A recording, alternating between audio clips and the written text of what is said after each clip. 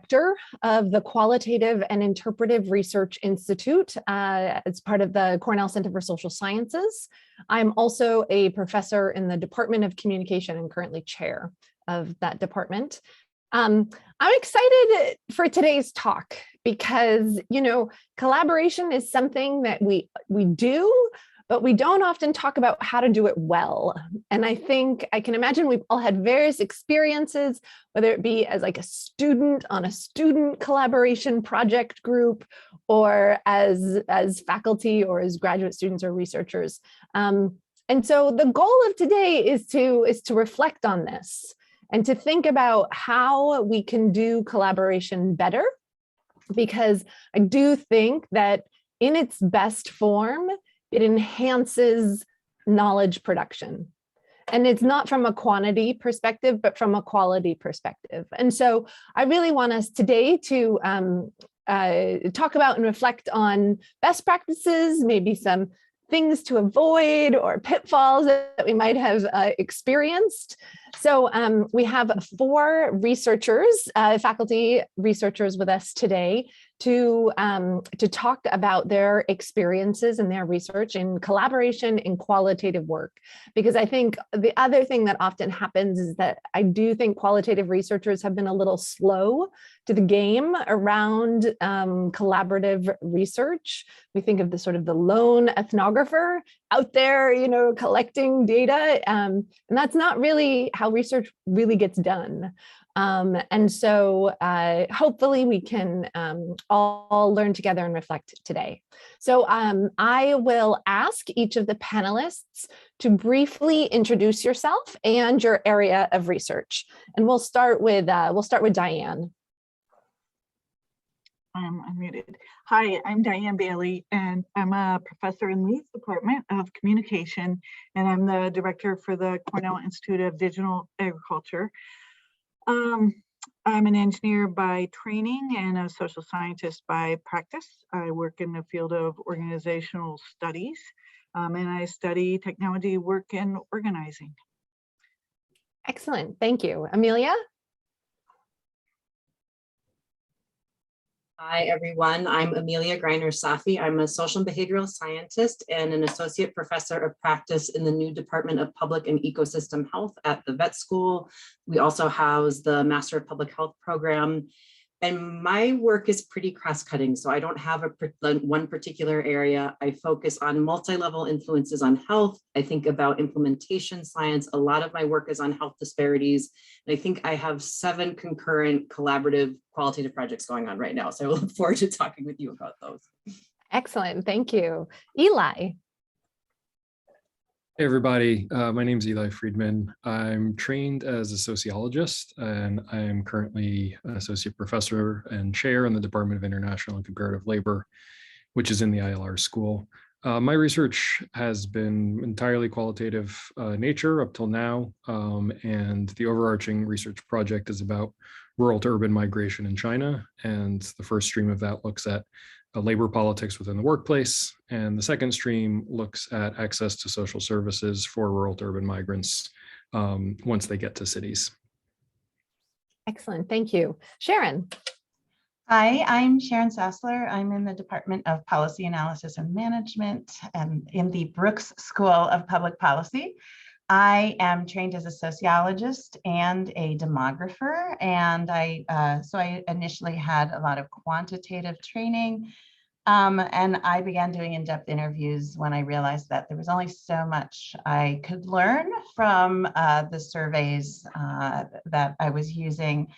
So currently I do a fair bit of both quantitative and qualitative, and I have 2 collaborative qualitative projects at the moment. Excellent, thank you. So today we're going to run this largely as a Q&A. I have some questions for the panelists, but then we will open it up to the broader group to ask questions and to reflect on things that have been said. But I want to start out today by asking the panelists what you think makes for a strong research collaboration. So why don't maybe we'll start with Diane.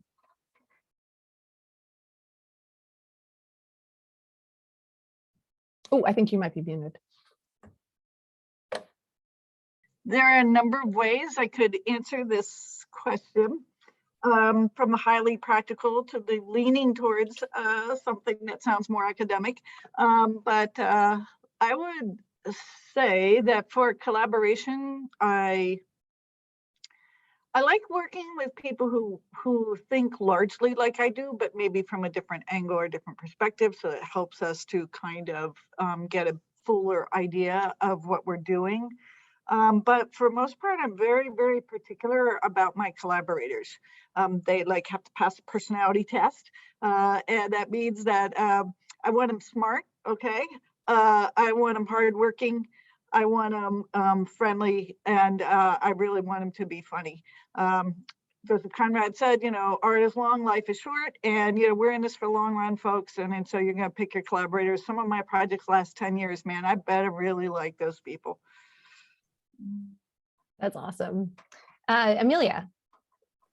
So I'll echo everything Diane said. I think that I like that I'm a point in my career where I can decide who I work with. And so because these projects involve, I think, so much conversation, a lot of relationship building, a lot of growth and understanding about what the project is about, an awful lot of adaptive management, having people who are flexible, who are curious, who I enjoy, and where everyone is comfortable expressing their concerns in a diplomatic way is really important, because they're complicated projects and they're messy, and that's part of why I love them.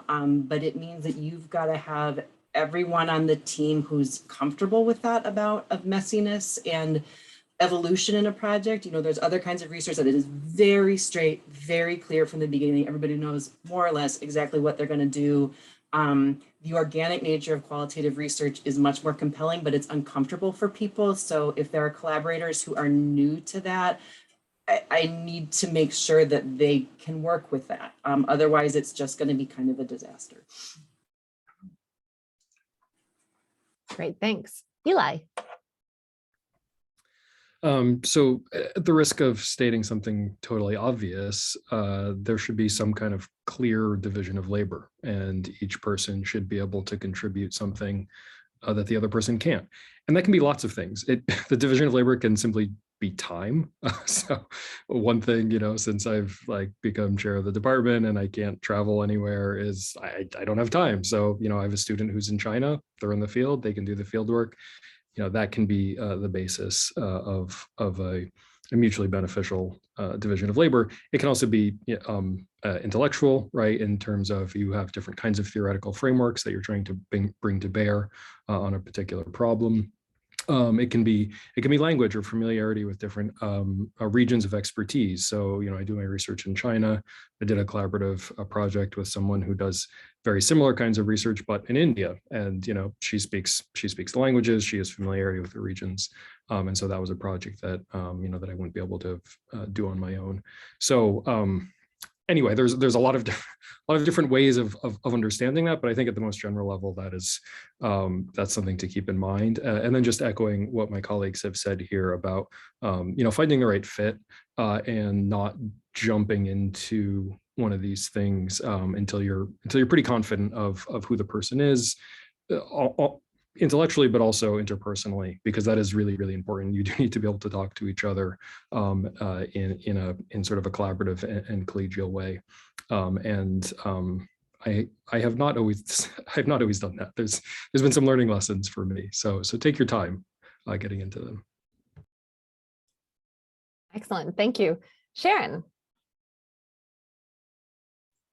So I don't want to add, I agree with everything that the previous people have said. And I think what we would say now is quite different because we're looking back, we're thinking retrospectively about how things worked. And when I think about my strongest collaborative project, it's with somebody who was a graduate student of mine who started with me in a graduate seminar in 2003, and we are still collecting data together. So I think it's an ability to go with the flow over a long-term relationship and acknowledge how statuses change over time, because she started with me as a graduate student and now she's a full professor, and our relationship is a back and forth. I understand when she can't put the time in, as Eli said, but when she was a graduate student, she totally got that, I was crazed and having a new family. So I do think a lot of it, I study relationships. I neglected to mention that, and young adult transitions, but that really does reflect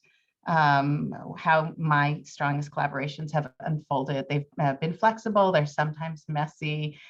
Sometimes the collaborator has to track you down when you have, disappeared or you have too many balls up in the air. And sometimes we do that for them as well. So it's a real give and take. And these are often, they are about long-term relationships. So it really has to be somebody you're willing to invest in. Excellent. That leads to the next question really nicely, is how do you find collaborators?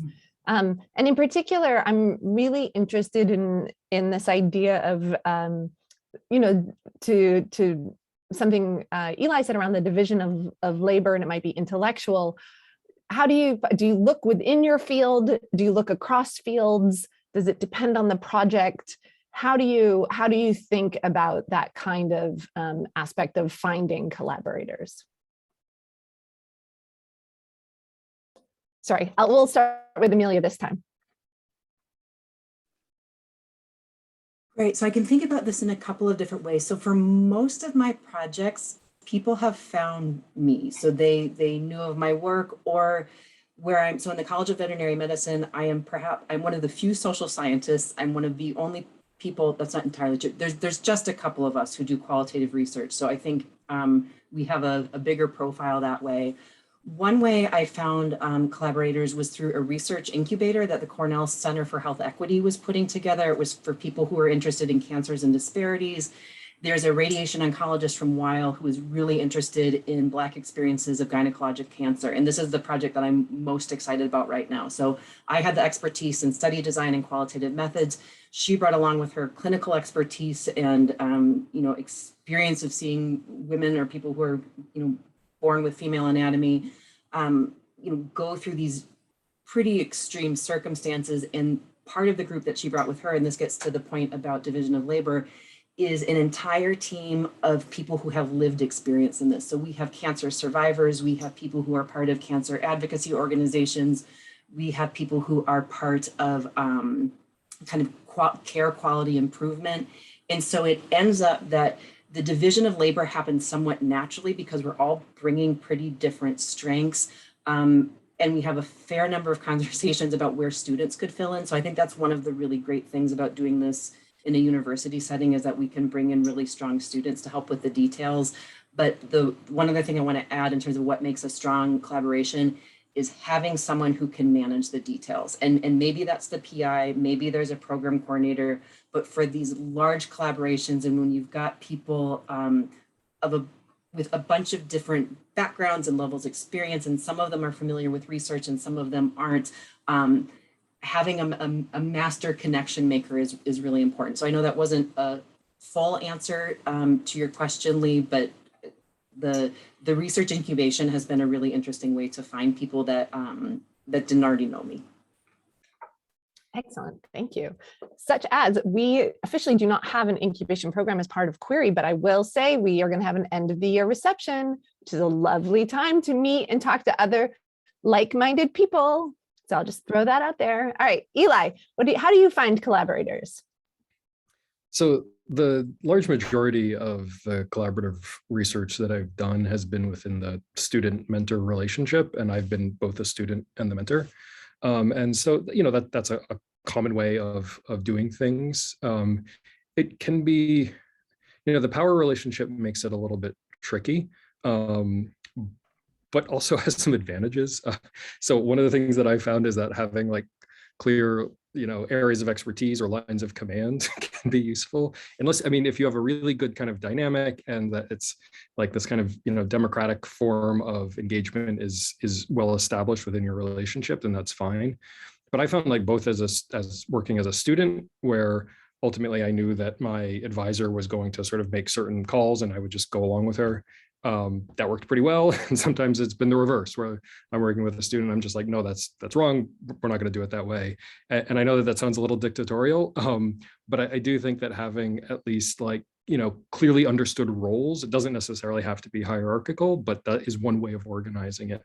And the student mentor way of organizing things is also, it's kind of natural because there's like an institutional kind of motivation to do that. It's good for the student and it's good for the advisor or the mentor. So that's kind of a natural way, but again, there's trickiness because of that power dynamic as well.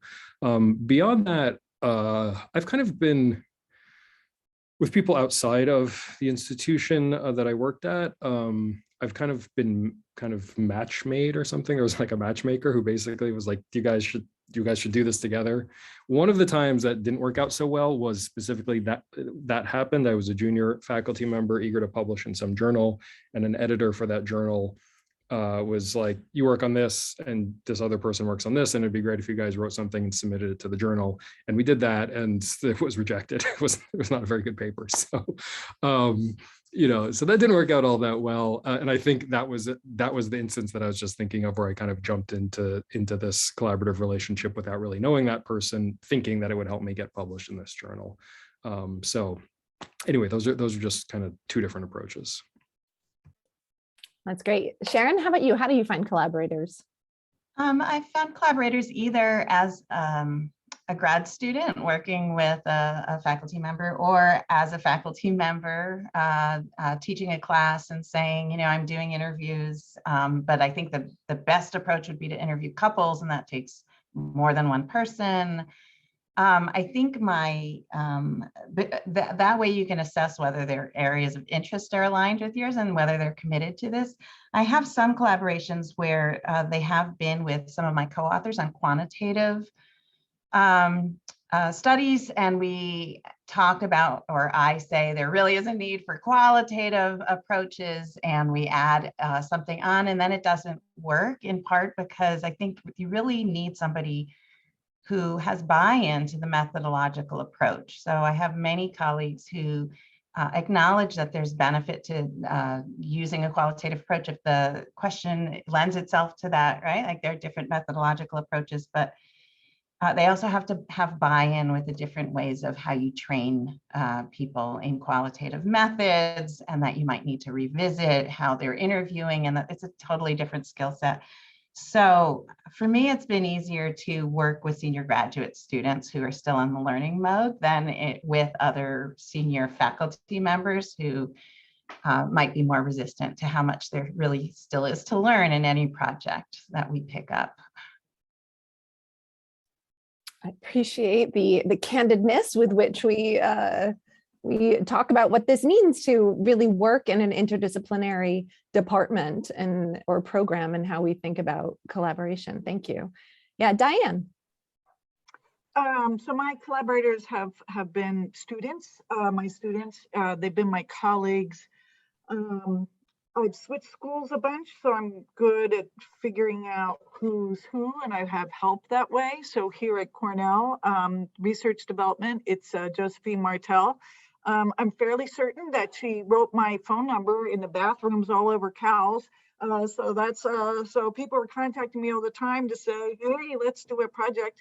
I found Sharon by extensive research of all the websites, because I was looking for people with particular expertise. So having a good website is a good public announcing of your expertise. And I would just like to say that when we're senior, we're attractive because we have a track record, right? But when you're junior, you can be attractive too. And normally that attractiveness is your energy, your enthusiasm, your bright ideas, your willingness to work with others. And so you have a lot to kind of sell in terms of your abilities, and you shouldn't shy from that. You shouldn't assume that everyone's too busy or too famous to work with you. You should humble yourself and be able to take no a bunch of times from a bunch of people. You will find your good friends and your matches. Excellent, thank you. So what have been some hurdles to successful collaboration? What have been some hiccups that you've encountered, or missteps along the way? And again, no names, please. We don't need anything like that. But I do think sort of the lessons learned, or, I also really think that the nitty gritty details of like communication, how do you communicate? How do you communicate authorship order? Various things like that are all really important for us to talk about. So let's start with Eli this time. Yeah, I could imagine the question of ordering could be tricky. Maybe I've just been fortunate in that in each project that I've done, it's kind of been clear what the order should be. And yeah, or maybe that was some skill. I don't know. I don't have any good advice about that. I think at the most general level, the advice I have is just to, pick your battles. Like we all, particularly once you've been writing for a long time, you become more and more particular about certain things, certain phrasings, like, is this argument like 100% exactly framed the way I would phrase it? And, maybe it is, maybe it isn't. And if it really doesn't sit with you, you do need to be able to have that kind of open conversation with people, with your collaborators. But you also do need to learn to let some things go and be like, well, actually, like this doesn't fundamentally change the argument. Like, the evidence is there, the argument is sound. Like, if I don't like the, some might like, you just have, and I know that that's sort of a high level of generality and maybe not all that useful. But if everything that kind of like gives you pause for a second, you bring up with them, like you will be an annoying co-author, right? And so you really do have to learn to pick those battles. Excellent. Sharon. So I've had some hurdles in a recent project, and I think a lot of it has to do with we get so busy at the senior level that we don't realize how much real work there needs to be done in the information collection stage, and that junior researchers really do need you to read through their transcripts and see if they're doing it well. And we're so busy, right? And things don't get transcribed necessarily quickly enough. And then you end up after a year with poor quality interviews. And I see Diane and Amelia are both nodding their heads. So I'm relieved that it is not just me. But that I think is the major hurdle, is we're too busy and we're doing too many things. And it's so important to get high quality data and to train your students well. And it just feels like that's a major challenge. I miss the days of having an apprentice and just having one person that I was working with that made it easier to do that. Because as you get higher and higher, I think the challenge is you're expected to work with more and more people, and then we get spread too thin. Thank you. Diane. Oh, no dearth of obstacles and hurdles. Okay, a colleague who spent all of her travel money for the grant that was supposed to be for data collection on going to conferences in Europe where we weren't even presenting yet. So although I got to go to 0 conferences, all the travel, the data collection came out of mine.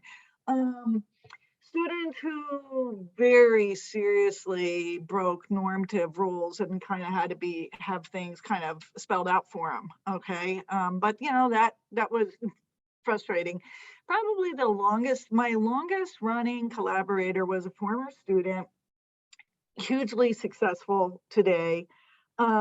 We delight in each other and we write together all the time, but we are constantly confronted with differences in our style, and so, and style, I mean that he will look at the draft that maybe I created and say, well, what we need to do is take the back and put in the front and the front and the back. So I'll just do that very quickly by dividing things on page 15 and swapping them and we're done. My job is like, oh, all the definitions are now on the back of the paper. Okay, it's the level of detail versus big pictures sometimes. So recognizing that the literature on dyads, for example, says that 75% of people in the dyads think they do all the work.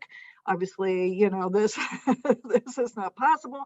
So, so right, the idea that their effort is not is opaque to you, right? So you really don't have any idea how much time they spent on doing the things that they do. And then I think the final one gets to Eli's thing a little bit. I really go nuts with co-authors who think they are editors, and this happens to happen.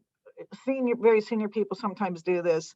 So they'll use the suggestion function and write little comments about every sentence as opposed to just fixing the problem that is there. And no matter how many times I tell these people, they're resistant. Well, I didn't want to write on top of your words. Oh no, it's better to criticize them and leave me wondering what you meant. So I really struggle with all those kinds of things. But you know, you work it out, you figure it out, or you just get angry and move on. I appreciate it. So word to wise, just change the text. Don't, or at least have a conversation about which one you're going to do. Right. Absolutely. Amelia. Great. So I've got two comments that I think are fairly universal in type of research projects. And then I'm going to talk about some challenges specific to community engaged work. So the first one is just picking up on this idea of time. So it's all of the aspects of time for a project. It's student scheduling, it's partners understanding how long qualitative data analysis takes, and that it's really, really hard to rush it. There's value in just letting it percolate and simmer in the back of your mind. I know I'm mixing metaphors there, but that discussion around time, not only how kind of, again, how busy we are, but understanding how long this can take for students. And so then student continuity can become a challenge. So depending on when you pick up a project, and if it takes longer than you thought and you lose that student, that's tricky. The second universal one is just, I realize I have to be super clear in communicating my expectations. Like sometimes I just think people know how to do X, and I realize that, oh, when I say clean interview data, you know, that I just need to be a lot more clear about what I'm talking about and show examples. The ones I've come across with in community-based work, I think are good challenges, but it's a lot of discussion about how do you ask questions. So when you're trying to do research on discrimination, do you come at that sideways? Do you act directly about have you been discriminated against? And there are really different views on that. I think, and people who have lived experience around this have can have strong feelings. I think the other thing that becomes really interesting is what kind of products are you going to create? So I'm working with people who exist outside the academic setting. Publications matter because they give voice and status to something, and that's kind of how change can happen, but so do other forms of communication. So spending the time to put together websites, podcasts, all of these other forms of communicating with people who care about this work, but are not ever going to read a journal article. And I think those are the main things that I wanted to share. It's just been a big learning process. Some of these I could anticipate, but a lot of it is kind of trial by fire and figuring out on the go. It's like, oh, right, we need to really spend some time talking about this and why, for a research reason, it's better to approach a question this way. But then that gets tricky too, because you want to be, I mean, I'm probably in ways the least knowledgeable person on this group. I don't have the lived experience of gynecologic cancer. I'm not a clinician. So really trying to listen to other people's perspectives and, you know, to some extent, every now and again, questioning how I've been trained and what is actually the right way to go about this. So it's really interesting work, but it is, it's demanding in so many different ways, like emotionally and intellectually, interpersonally. And so I just have to remind myself to prepare for that and get enough sleep. We can try to get enough Yes. sleep. It's not always within our control. Okay, so I had another question, and this is, again, pretty nitty gritty. What are the essential software tools that you use? Are you communicating via email or Slack or Teams, Google Docs, Google Drives, Cornell Box? I want to know some like real suggestions that people can take away with them today. Let's start with shoot, I lost track. Let's start with Sharon. Oh boy, that's a hard one because I have collaborators across different universities. So we initially email is a constant because we're in different places. Skype was important for a while because I was abroad and I do spend a fair bit of time traveling. I liked when I started this project, I was in the Netherlands or one of them, and I was using Dropbox, and I just bought a subscription in part because I just I didn't know what to do with being at a distance, but that was over a decade ago. So there's Cornell Box, which I find hard to utilize. And one of my most frequent collaborators uses Google. We have a Google Drive for our, re-interviews of people we interviewed a decade ago. So one of the challenges is there's so many different platforms and it drives me crazy, but I like them all better than I like Cornell Box, which is what my large scale NSF project is on.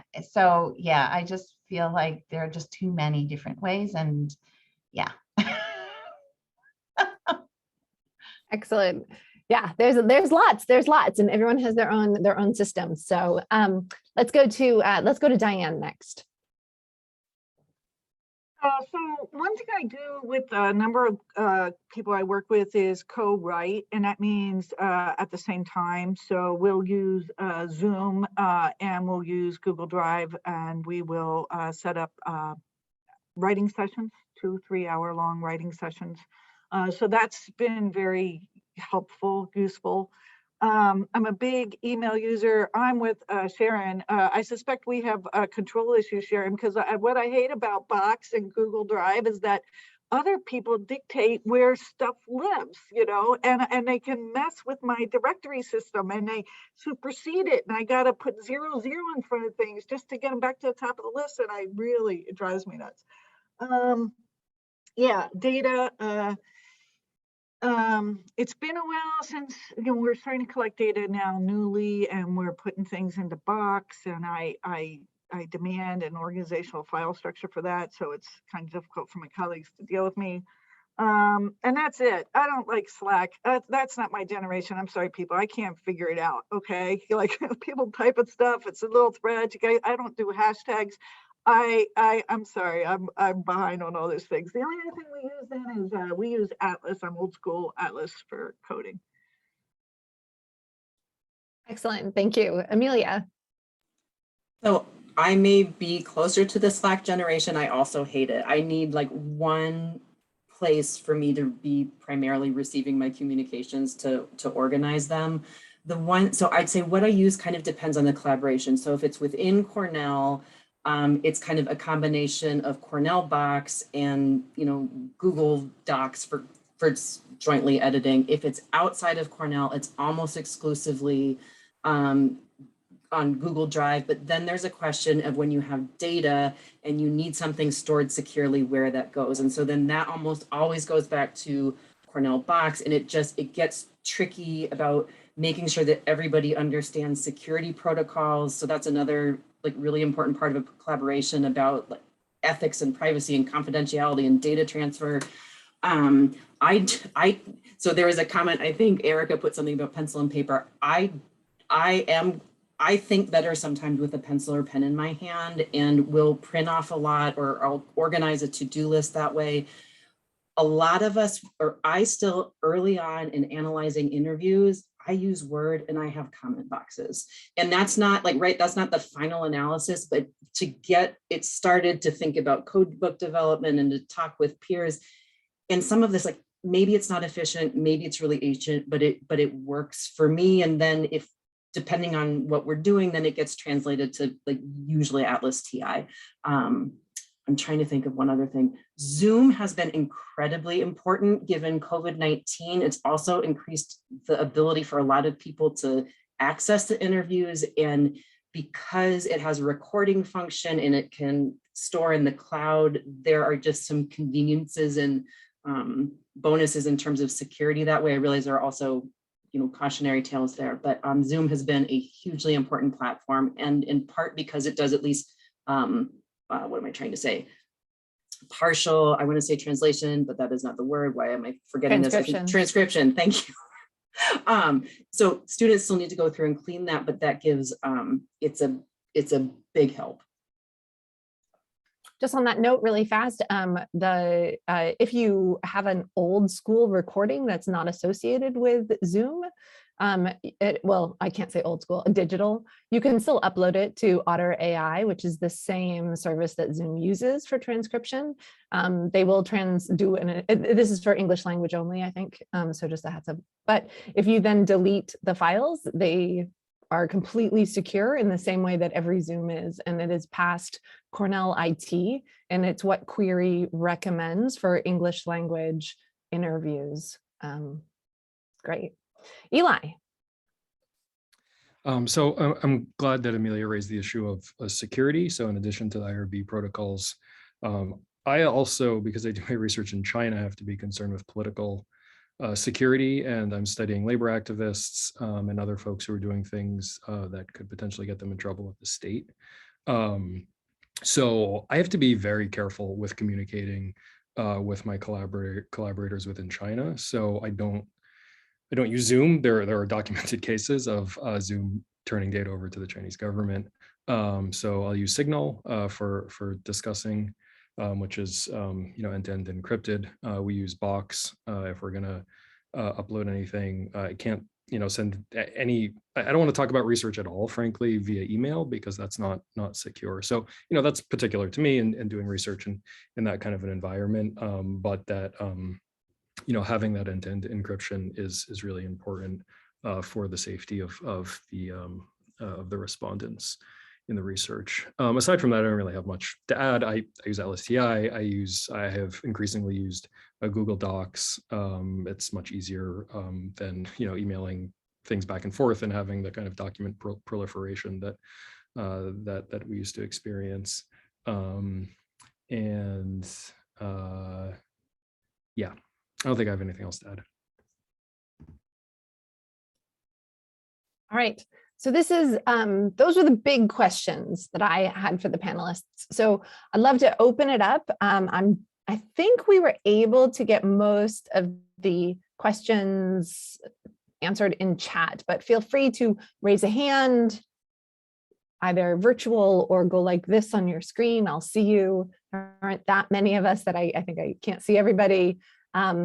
But yeah, please, if you have any questions, I'll keep diving in, because I do think, actually, I want to go back to the question of authorship order. I know that APA has one, but I also think that there are standards within different disciplines around authorship order and who goes where and what that signals as well.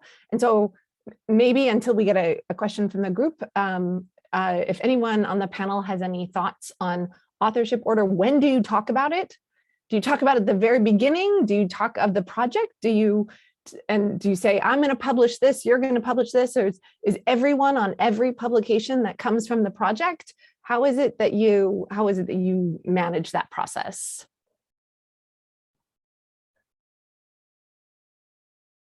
Maybe I'll ask Diane. Oh, Eli, did you have a comment or an answer? Yeah, I can go. Yeah. Sure. I mean, I've only ever done sort of one-off, so I think that's true. I've never had more than one paper come out of a project. So they've always been kind of like side projects to like the main thing that I'm doing by myself. And so, yeah, I mean, I think talking at the beginning, revisiting, as I said earlier, in all cases, it's been pretty apparent what the order should be. I've also had, on at least a couple of occasions, publishing with students where I think it was maybe debatable and maybe I should have been first author, but they needed it because they were going on the job market. And I'm just like, and I think that, down the line, when you're in that position, it's a nice thing to do. If you have tenure, like you having first authorship versus second authorship doesn't make or break your career, and it can for someone else. So I do think that practical kind of consideration is important. Amelia? So I'll talk again, kind of community-based versus more academic. So for the community-based work that I'm doing, I try to announce kind of early on that I want to publish, because that's not necessarily a given or a known, and invite other people to do that, and I'm pretty open about what that might look like, but I just try to make it clear that that's going to happen. In the projects that I'm working on now, we're ways off from publishing, so I another year, if we have this conversation again, I can try to give you some updates, but I've found that that's helpful because it at least starts the conversation. And if there are other academics on the call from other institutions, then it just starts the ability to talk about it. I don't have a recipe yet for deciding that. For the ones that are more traditionally academic, if I'm on something, so there's an e-cigarette project that I'm on, I'm a co-investigator, not the PI, but I led most of the analysis work for one of the qualitative components. So I'm first author on that, but everybody else on the research team is there too. And that is similar with another kind of academic project that I'm on, that if you're kind of part of the original research team that's been involved in conceptualizing it, you're on the paper, but the folks who do the most work in terms of the analysis and putting together the manuscript are higher up for the author order. Great. Sharon, Diane, did you have anything that you wanted to add? When I work with students, authorship means that they're participating in the writing and analysis. So I've had some grants where an RA is paid to do interviews, but that doesn't necessarily mean that they're on the publication. They've got to do more than just do the interviews. They have to help develop the code book and work on the writing. And so if somebody is also, I have a lot of data already collected. If they want to be an author on that data and we've outlined something, they have to keep working on it. So it's not just you work with me on a paper, on a conference presentation and then disappear. There's a lot, it takes years to get the articles through to publication. And so they should be persistent throughout. That means being involved for revisions, in response to journal reviews, and basically sticking it through, right? And not just being there at the inception. Yeah, I would add that that needs to be clarified, that very early, and let students know, particularly with students, what their authorship chances are going to be and what they have to do to earn them. And for me, it's you have to write. You have to help be involved in the writing. And order of authorship is typically whoever's going to drive it. And we will, I had a project that lasted 10 years, and over the 10 years, there were 27 people on the project. So clearly 27 names. We're not physicists. They're not all going to be on the paper. So you got to work stuff out. And we divvied stuff up and we told students, you can have, this can be your dissertation. You know, we worked that out. Students would say, I want to really do this. And we would send them off to do those things. They would forget sometimes and they would cross the boundary and claim stuff that wasn't theirs. And that had to be reiterated that, son, let me explain to you how the world works. Okay, I'm in charge, you're not. That was my data. You crossed a line, get back across on the other side of that line. You only have to say that once and people kind of get it. So, but these things, just reminders. So you don't have students or colleagues with dash expectations, you know, disappointment, thinking that somehow, and I've never had that because I reiterated a lot in terms of, and then for my colleague and I, it's like whoever, we write a lot of papers and in my world a lot. Okay, that's like one a year. Hey, but we whoever is most into it, so we just take turns. We always have 5 or 6 things going on. Jacqueline. Hi. So I think that in qualitative research, there are some tasks that are discrete and easy to, like, it's easy to divide the labor, right? Like cleaning the transcripts or like conducting the interviews, like that's something that one person can take on at a time. But I think one aspect of qualitative analysis that I find is really an individual process is the process of theorizing and figuring out what your data is, like what you have a case of, right? That process of forming a theoretical argument or a story. I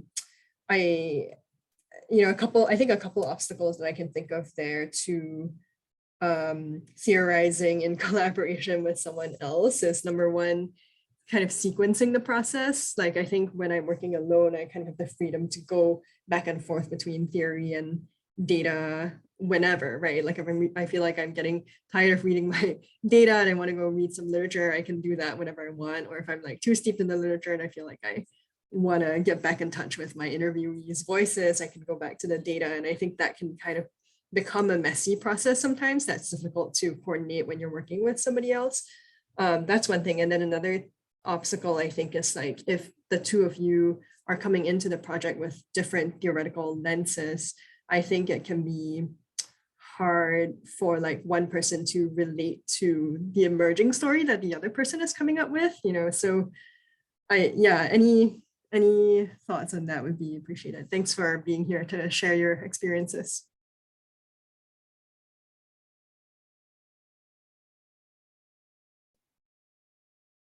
Just dive in. I would just say that we do theorize as a group, but we're all in the same discipline typically. We have different strengths within there, but we hash it out. Because our projects are very big, we might be thinking about 2 or 3 papers that we're going to develop in series or together. So we have an idea of where we're going with each one, and we do that. So it's a lot of meetings together to kind of pull that together. And then we submit, and they don't like the front end, they don't like the theoretical framing, and we just do it all over again. Yeah, I would add that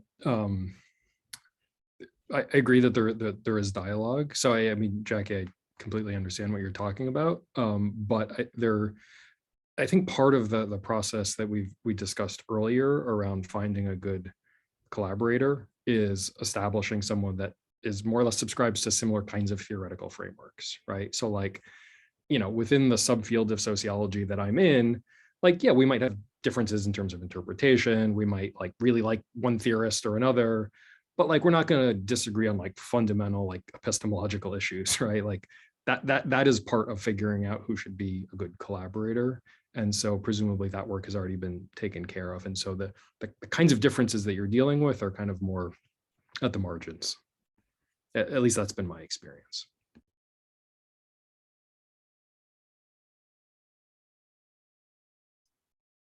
Leila? Oh, sorry, Sharon, did you want to say something? Okay, Leila?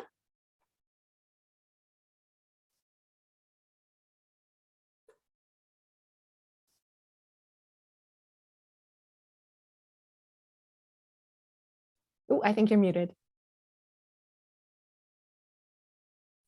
Sorry. Yeah, a couple of questions. The first one is if you're collaborating with a student, and so you hire them as an RA, and you were talking about how, you know, for somebody to be on the publication, you would expect them to do more than just say conducting interviews, that they'd need to be involved in the writing process.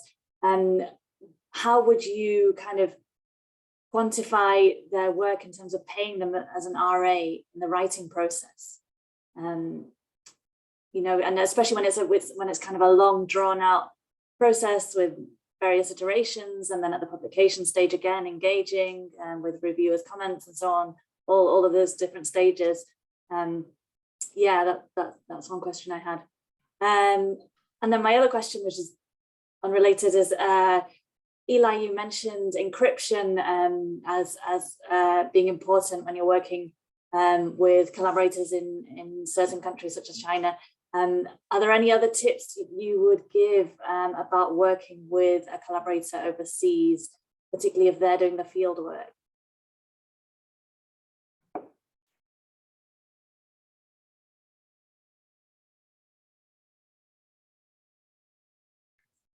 I can respond to that last question quickly, and then if other folks want to jump in, that's fine.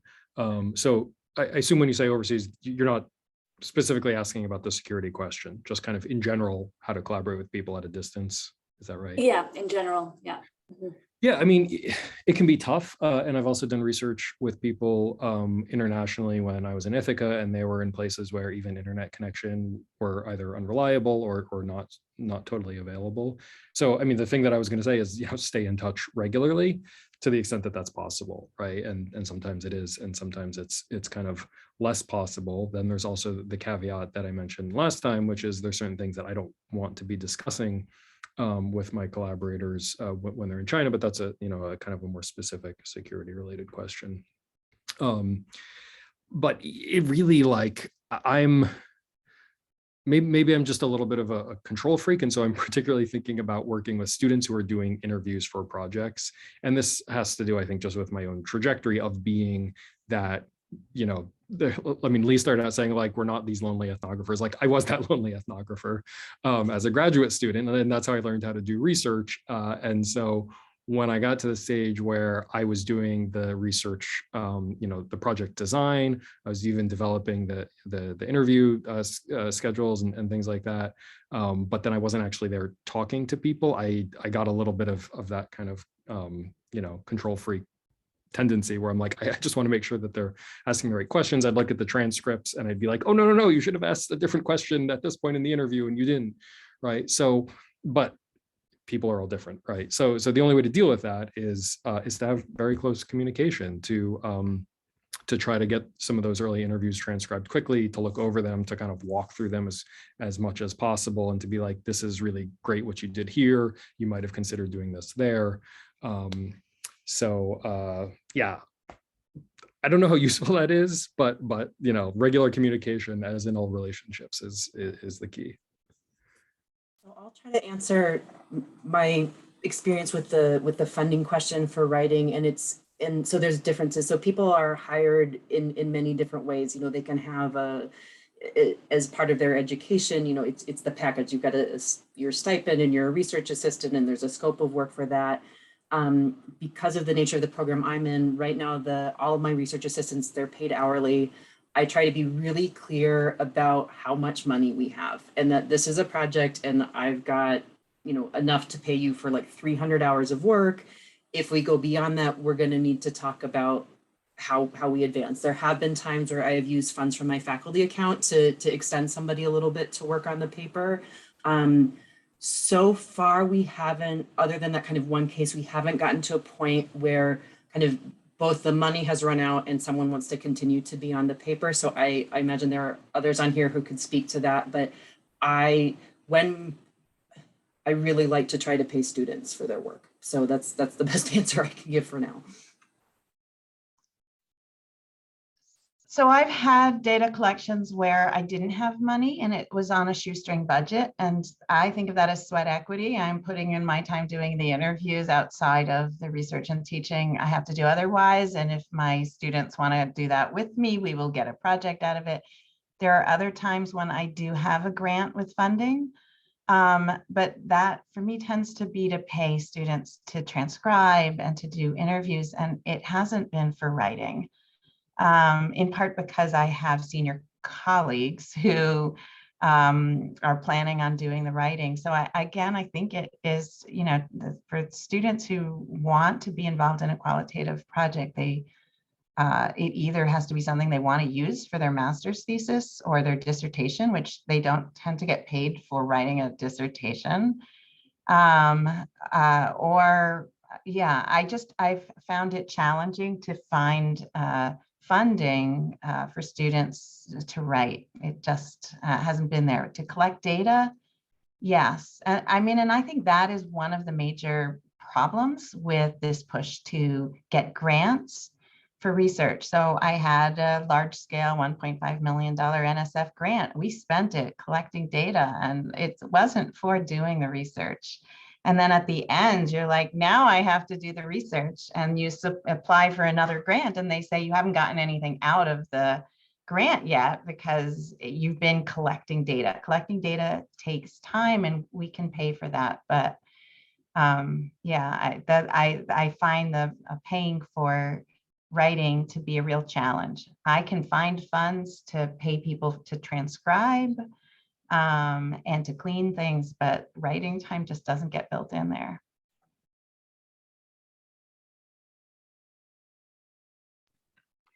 I'll just quickly add that, you know, I grew up in engineering schools. I taught in engineering schools for 15 years. My first dean laid out a chart for me about how much money I was supposed to bring in every year. My first year, I wrote 9 funding proposals in 1 paper.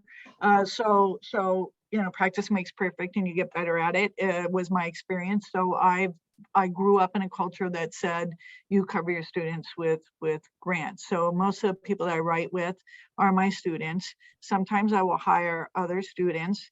Our social contract is a little different. It tends to be more that your labor on the project, and if you want to be involved in the writing, then it's understood that that might extend past my ability to pay you, but you would be welcome as co-author if you're going to write. And yeah, that's going to be a line in your CV, and that's going to be worth something. So I think you just have to work it out. Can I jump in and say, I mean, I've been writing with the same people, right? My graduate students for well over a decade. So they are viewing it as an investment in their career.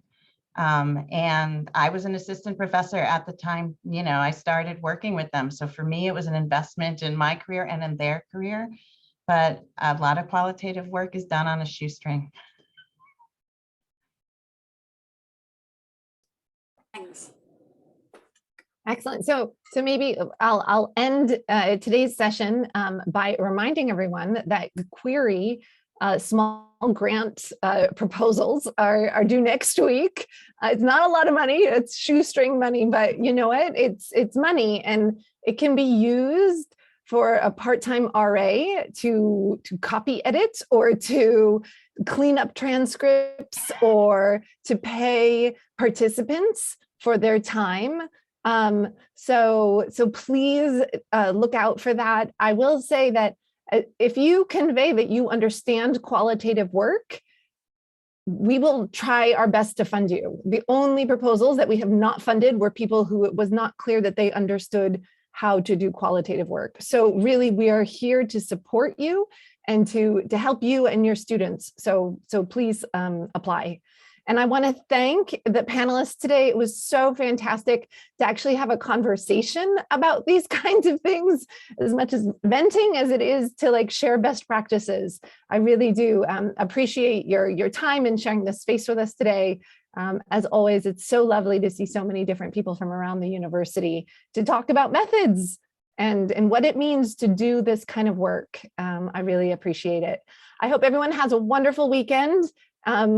Hopefully this will be our last big snow of the season, but it probably won't be. But be safe out there, and we'll see you soon. Take care, everyone. Thank you.